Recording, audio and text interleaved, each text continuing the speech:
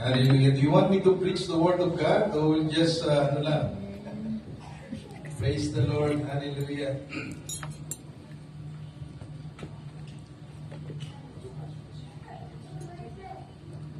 Praise God. Hallelujah. Parang ang hirap pala pagka malayo, ano? Ang hirap pala pagka yung stage din, ang laki-laki. No? But I can see smiling faces. Do you want the lights to be on or maybe yung mga baka matutulog na?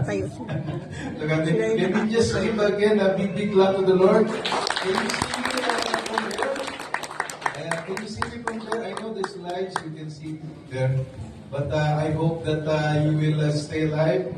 Hallelujah. As we give praise to our God. And today, actually, our preaching will not be longer. Amen. But it's just a personal testimony at the same time how God is so good in our lives. Amen po ba tayo?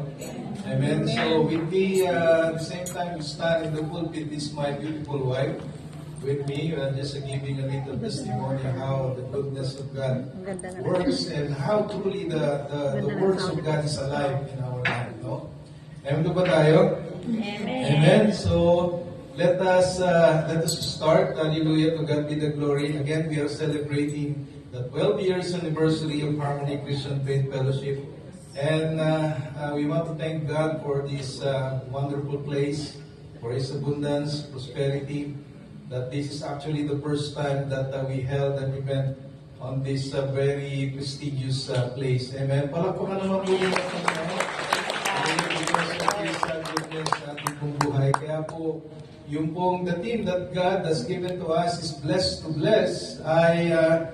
Blessed to bless is truly manifesting. Amen po ba tayo?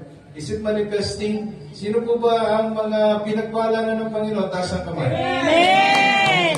Yung kung talagang pinagpala ng Panginoon, tamang sigaw. Amen! Yan ang tunay. Amen? Tunay nga na pinagpala ng Panginoon Diyos. To God be the glory. Blessed to bless. Hallelujah. And is it my slide that my PowerPoint working? Ayan. To God be the glory. Let me just give you a little introductions. No? Blessed to bless, it is a powerful reminder that God's blessings are not meant for us alone. Amen? But for His glory among all nations. Each verse reveals key truth about His grace, about His provisions, and the call for all people to worship Him. And then as we reflect on the passage, we must ask ourselves two things. One is, are we living in a way that honors God's blessing? And at the same time, are we proclaiming His greatness to others? Amen? So I want you to reflect these two things in your life. How do you manage the blessing that was given to all of us? Amen po ba tayo? Amen! As a while ago, I asked you if you are blessed, and then you say Amen, and then you shout. Amen? Amen po ba tayo? But do not be selfish. Tapikin nyo nga yung katabi nyo, huwag nyo sabihin nyo, huwag ka namang selfish ka. Share mo naman yung blessing ng Lord sa iyo. Share blessing. God be the glory. Amen. Amen. Sabi nga natin, two things. Are we living in a way that honors God's blessing? And at the same time, are we proclaiming His greatness to others? Amen. So I know why we are here, because we bless other people also. Amen. Amen. At the same time that God is using you and us as a channel, as a source of blessings to others. Amen po ba tayo? Kaya minsan papalakpakan mo ang sarili mo dahil ginagamit ka ng Panginoon Diyos. Amen.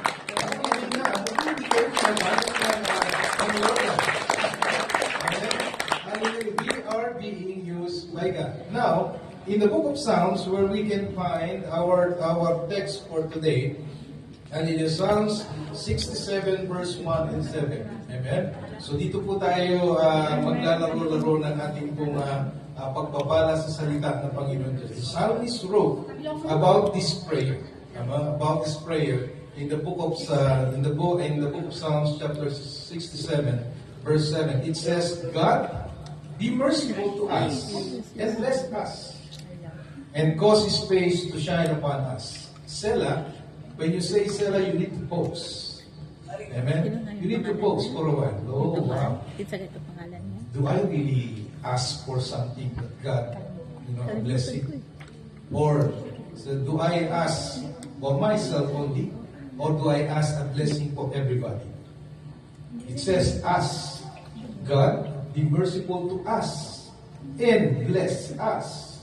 Amen? And cause His face to shine upon us. So, there's no single man here. Amen? It is for all. Amen? So, ibig sabihin pa lang, from the beginning of the psalm, this what he was written here, it is saying that share your blessing. Share the way how you are being taught by the words of God. Share the powerful word that you receive from God. Amen? It is not for me only. It is for everybody.